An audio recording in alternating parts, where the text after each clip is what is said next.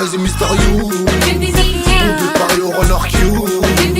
De Marrakech à Bollywood. Casa Negra voisine de Hood.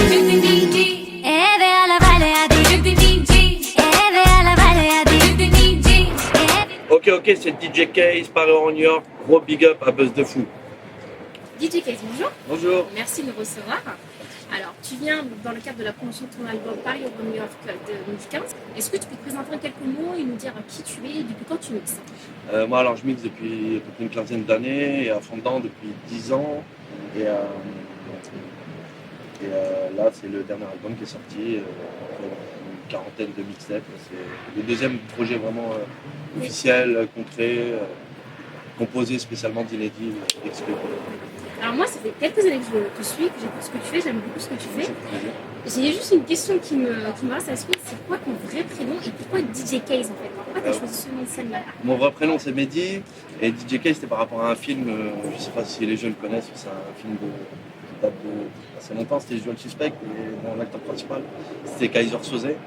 Et donc au départ c'était DJ Kaiser et les jeunes, les potes appelaient Case. Et c'était à l'époque où les jeunes aussi appelaient leur Pitbull Kaiser. Donc je voulais... Et c'est resté. Ouais, des Kaiser, ils appelaient leur chien Kaiser et j'ai dit je vais les appeler. Ils m'appelaient Case et ça passe mieux. Et du coup c'est resté. C'est ça, et du coup c'est resté comme ça. Et alors quelles sont tes influences musicales? En fait, qu'est-ce qui t'a donné envie de faire du coup d'être DJ? En fait, comment le déclic il est venu comment? C'était une petite fête de quartier, il y avait un DJ du petit quartier célèbre chez nous qui m'avait pris pour faire les lumières, c'est-à-dire light jockey. Donc c'était un petit privilège d'être proche de lui pour faire les lumières. Et puis je l'ai vu faire. Direct, j'ai dit putain c'est mortel ce qu'il fait. Ouais, j'ai envie de. Puis même on écoutait à l'époque les cassettes, et on voulait un petit peu aussi. On était vraiment fans de mix, scratch, tout ça.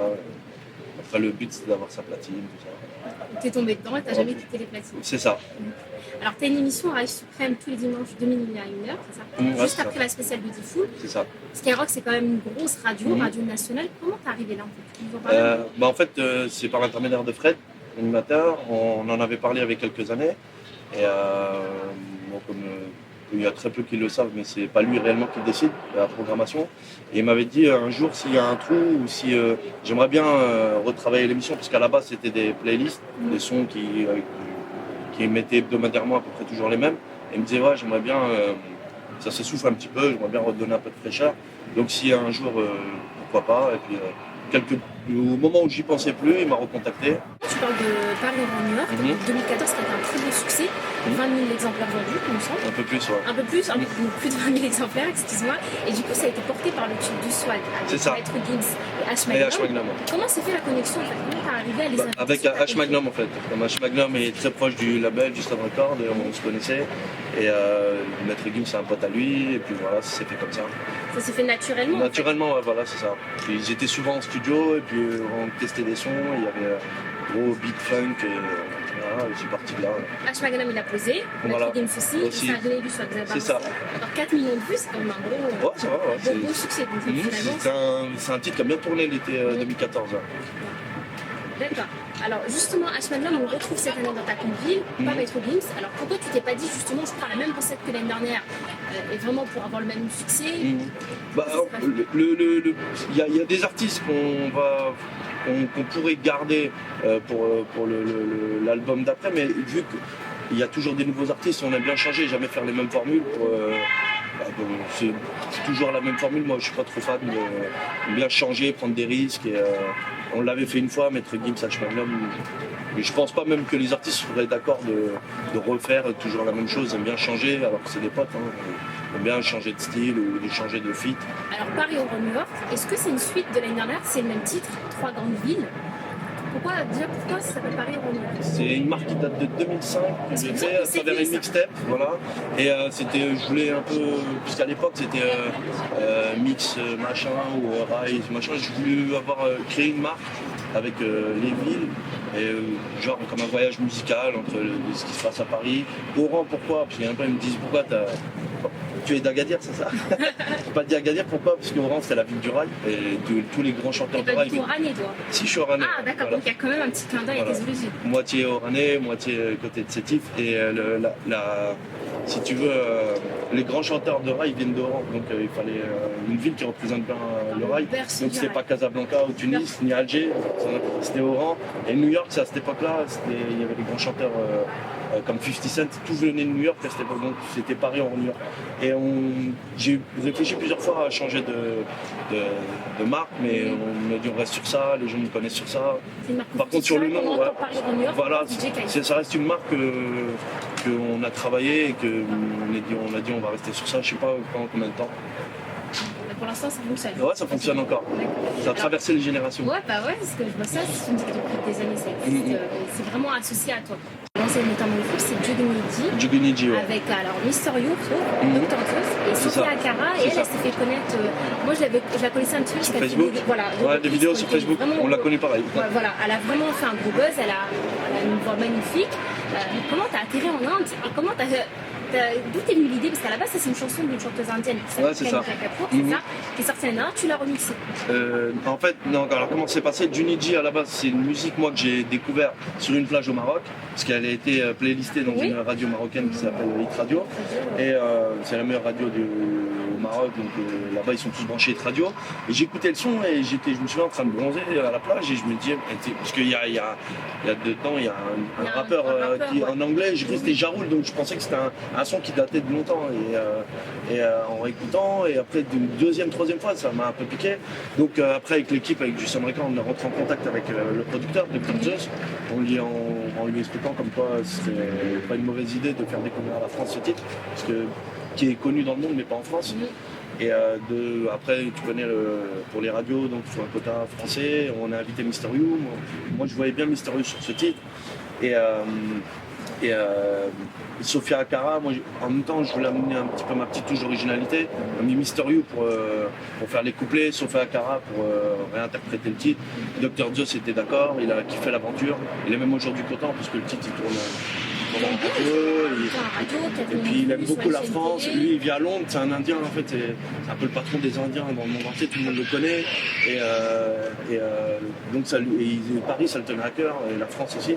Donc il était content de partager aussi cette production avec nous.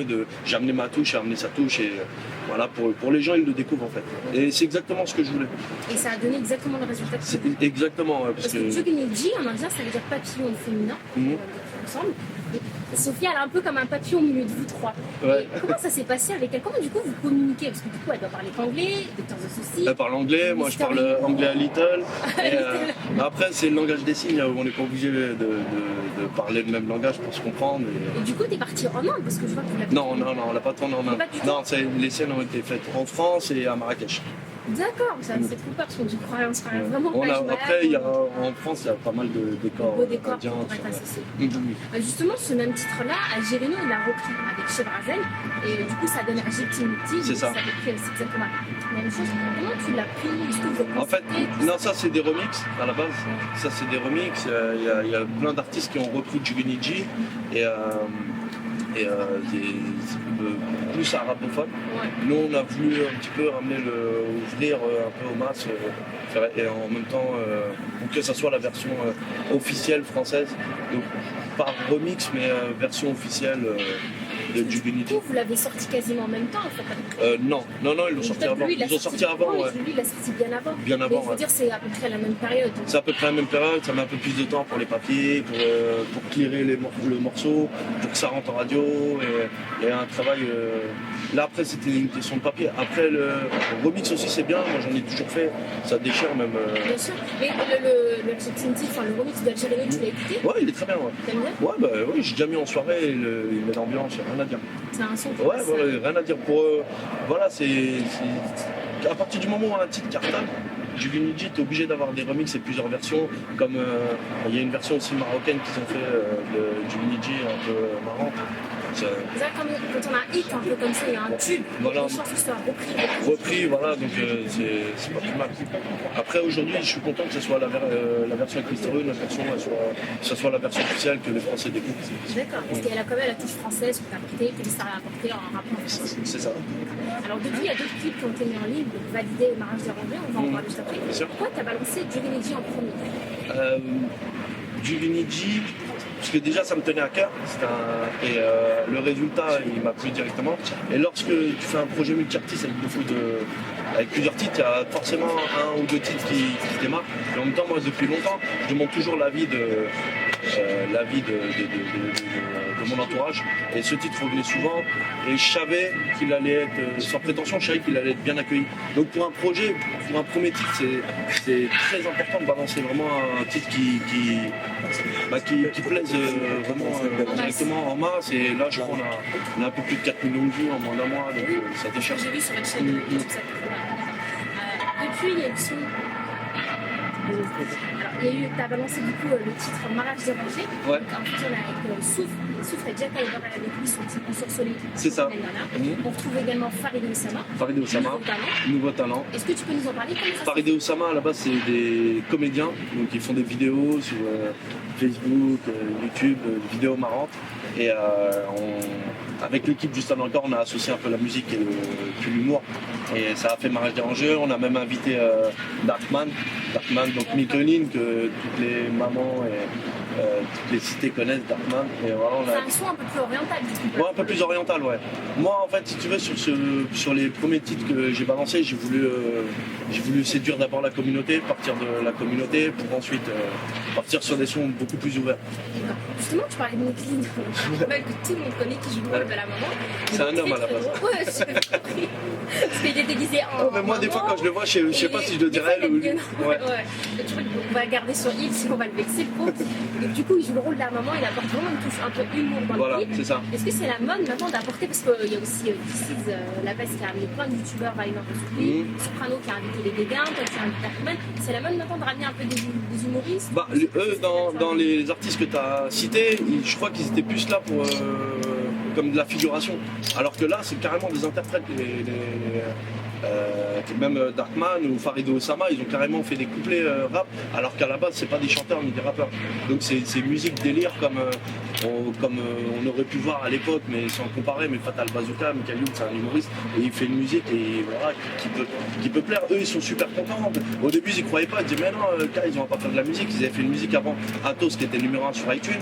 Celle-là quand elle est sortie, Mariage dérangé, j'ai été 4e ou 3e ou 4e sur iTunes en top single général, c'est-à-dire des singles les plus vendus. Donc et quand ils ont vu ça, ils se dit mais c'est un truc de fou en fait. T'avais raison et tout. Mais ils se prennent pas au sérieux. C'est entraînant le son. Voilà, le son est entraînant. C'est un son délire où on se prend pas au sérieux. Dans des mariages, c'est ça. Exactement. Exactement. C'est un bon morceau de bien. Et ensuite, donc, on a validé, tu as balancé aussi un beau clip. C'est ça. Que tu as validé, j'espère. Je l'ai validé, ouais. On a tous validé le clip. Donc, alors, je l'ai validé, je l'ai écouté à la première écoute, j'ai tout de suite aimé. Là, on retrouve Ritza et qui t'a collaboré sur Lex 109. Ouais, et Axel Tony. Voilà. Comment tu as eu l'idée d'inviter les deux dans ce titre, en fait, à la base, moi, j'avais l'instru qui était un petit peu reggaeton arabisant. Et c'est Ritza d'abord qui a commencé. Et on s'est dit que voilà, moi je suis un peu partisan des featuring à plusieurs interprètes. Faire avec un seul c'est bien aussi, mais j'aime bien faire des combinaisons. Et la combinaison qui ressortait c'était Axel Tony. Et Ritza, voilà, on l'a fait avec 100 mecs 100 meufs, il fait partie du label Justin Record. Et voilà, pour moi c'est un artiste qui va tout péter dans les mois à venir et les années à venir. Là il commence à avoir son heure. J'ai vu l'évolution, il est tout terrain, il peut être vraiment au niveau du texte, du flow, il va vraiment tout déchirer. Et valider, c'est à la base on mettait des extraits sur internet et ça a plu direct. Et voilà, on a dit on va aussi miser sur ce titre parce que ça, tu sais, nous on demande beaucoup à l'entourage et on fait beaucoup écouter on va les avis, voilà, on se base pas que sur notre avis à nous parce que sinon on n'a pas forcément de recul. Donc on demande et celui-là il ressortait et validé, moi je suis vraiment content, d'ailleurs il est rentré en télé là et c'est ce validé là aussi qui a fait numéro 1 sur iTunes en top single. On était vraiment surpris. Tu t'attendais pas à un tel succès? Tu t'attendais pas à un tel succès? Vraiment pas. En fait, non, si on savait que ça allait marcher, mais numéro 1 sur iTunes, on était vraiment surpris. Et c'est un titre qu'on entendra tout l'été, je pense, et qu'à la rentrée, tout le monde connaîtra les paroles. C'est bien parti pour en tout cas. Ouais, Alors j'espère. dans ce clip-là, il y a beaucoup de sons, c'est un très très beau cadre. Et toi, j'ai l'impression que tu nous emmènes tout le temps en voyage dans tes clips, comme l'année dernière Punta Cana. Ouais. T'étais au Brésil avec El Matador, C'est ça. un super beau cadre. Là, Validé, où est-ce que vous l'avez tourné? Ouais, on aime bien changer et valider, ça s'est fait principalement dans le bassin méditerranéen, donc entre l'Espagne et le Maroc, et principalement à Saïdia. Ah oui, d'accord. Voilà, donc et ça me tenait à cœur, c'est une ville que j'aime beaucoup, je vais tous les ans, et je trouvais qu'il n'y avait pas vraiment de clip à Saïdia, et c'est une des plus belles plages, voire pour moi la plus belle plage du Maroc, donc on l'a tourné là-bas, vraiment on a passé 2-3 jours magnifiques, et on a fait vraiment un beau clip qui a plu, et qui se mélange bien avec le son. On est vraiment Dans content. la plus belle plage du Maroc. Si ce n'est Dans la plus belle. Méditerranée. C'est peut-être Agadir là. Peut-être là pour le coup je vais accorder ça à Isia. Alors justement, donc on va revenir sur ta compile. On trouve vraiment un panel d'artistes différents. Donc je vais te citer quelques-uns que j'ai pu relever. Alors donc il y a Clayton Hamilton, Ahmed Shawki, Pesquale, Jarod, Sofia Akara, la chanteuse indienne, Asma Lamnoa, la chanteuse marocaine, l'artiste Kenza Farah, Gizmo, Mokobe et DC's. Comment tu choisis tes artistes? T'as oublié Niro et Ice MC. Ah, mais il y en a encore d'autres, ouais. Ah oui, il y en a Niro, plein. j'ai vraiment cité qu'une partie. J'en ai relevé que quelques-uns. Alors, comment tu les sélectionnes un peu tes artistes pour apparaître dans ta compil? Bah après, le milieu parisien, c'est un microcosme où on se connaît tous, et puis j'écoute quand même ce qui se passe autant dans le rap, la chanson, le rail, et après je les sélectionne par rapport aussi quand même à la qualité. On s'efforce de prendre des artistes talentueux pour les mettre sur des prods de qualité, et on se voit en studio, on teste aussi beaucoup. Des fois ça colle, des fois ça colle pas, en général ça colle, donc ça fait plaisir. Et ces artistes-là, ils viennent en studio, et à la fin ça fait des œuvres qu'on retrouve dans le projet Paris Rock. D'accord. Alors, tu as sorti donc Paris Rock 2015 dans les bacs depuis lundi 15 juin. Lundi 15 juin, c'est bien accueilli pour le moment, je suis content. Comment ça, mon tour? Alors, DJ Hamida, il a sorti Mix Party 2015 le 25 mai, donc un petit peu avant toi. Vous êtes sur le même créneau et vous êtes beaucoup comparés. Ouais. Est-ce qu'il y a une concurrence Maroc-Algérie? Pas du tout entre pas du vous? tout, Comment pas ça du se passe? tout. Non, pas du tout, on se connaît depuis longtemps. Lui, Parce qu'il y a du soutien, je l'ai même vu partager. oui, album bien sûr, sur on se sa page partage, Facebook. de temps en temps on s'envoie des petits textos, il n'y a aucune concurrence, et ça déchire ce qu'il fait, il lâche pas le morceau, ça fait des années, il charbonne, et aujourd'hui il s'est fait un nom, je suis content pour lui, et après c'est comme, on va dire BFM et Italie, Forcément, hein. voilà, il y en a Mais pour tout, en fait il y en a pour tout le monde. Est-ce que vous vous faites écouter entre vous votre taf? Est-ce que vous vous donnez votre avis? Est-ce que des fois il y a des échanges professionnels entre vous? Ça arrive, ouais. Ça arrive? Ah, ça arrivait, Alors, ouais. qu'est-ce que vous Ça arrivait parce qu'on se retrouve. Non, en fait, non, il n'y a pas de. Il y a pas de. Mais ça arrive. combinaison. dans le sens où ça peut- Non, c'est-à-dire, ouais, ça arrive qu'il y a par exemple une instru comme ça, parce que des fois on peut se retrouver il y a des studios en commun. Ah oui, d'accord. Voilà, ah, bah, tiens, l'instru, machin, ou. Voilà, tiens, en fait, il y a un pour tout le monde. D'accord. Et, Il y a de la place pour tout le monde dans la musique. il y a de la place pour tout le monde, et c'est à peu près le même créneau. Et chacun ramène sa touche d'originalité. Ouais. Alors, justement, donc, comme je disais, là, il y a un beau succès qui s'annonce sur Paris Rock. J'espère. On croise les doigts, Inch'Allah. Inch'Allah. Est-ce qu'il y a une tournée qui est prévue? Est-ce que les fans ils peuvent te trouver là cet été en showcase? Après le ramadan, je serai. Donc là, c'est une pause là. Le Ramadan, il commence, c'est une pause. Ramadan, ouais, c'est le seul moment où je peux me reposer, sachant que je joue toute l'année, tout le week-end, des fois la semaine. Et là, c'est le moment de se reposer le cœur un petit peu, pour avoir le calme avant la tempête, parce qu'après le ramadan, ça va être une tournée où ça va être au quotidien, D'accord. entre l'Espagne, le Portugal, Maroc, Algérie, Tunisie, sud de la France, Turquie, principalement la Méditerranée. D'accord. Tu as des dates vraiment prévues partout dans le bassin méditerranéen. Ouais, c'est ça. Au Maghreb. Tu reviens un peu toujours au Maghreb? On a l'impression que peut-être que c'est ton Tous les premier étés. public. Non, tous les étés, ouais, on va dire que c'est mon premier public. Celui qui t'a soutenu. Moi, je suis d'origine algérienne, le premier public, c'est où vraiment ça fait le bruit, c'était au Maroc, je me souviens, au Maroc, comme quoi.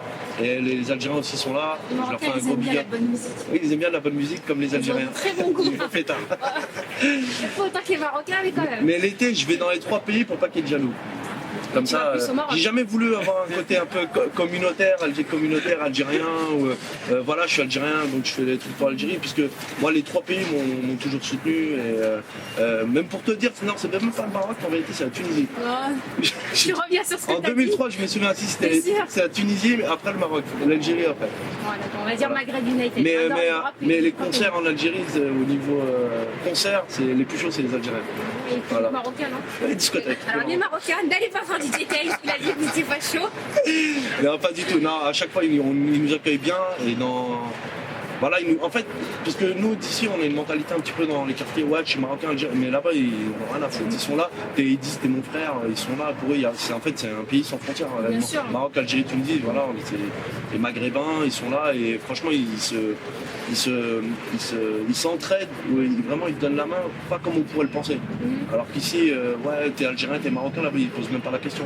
Ils se retrouvent dans une mosquée, ou genre, voilà, t'es mon frère, un Il y a musulman. toujours Voilà. une certaine solidarité. D'accord. Merci beaucoup en tout cas DJ Kais. Donc, Paris Oran New York disponible depuis le 15 jours. Merci à vous, ouais. Merci à toi, Saïda, et Buzz de Fou, big up. Hein.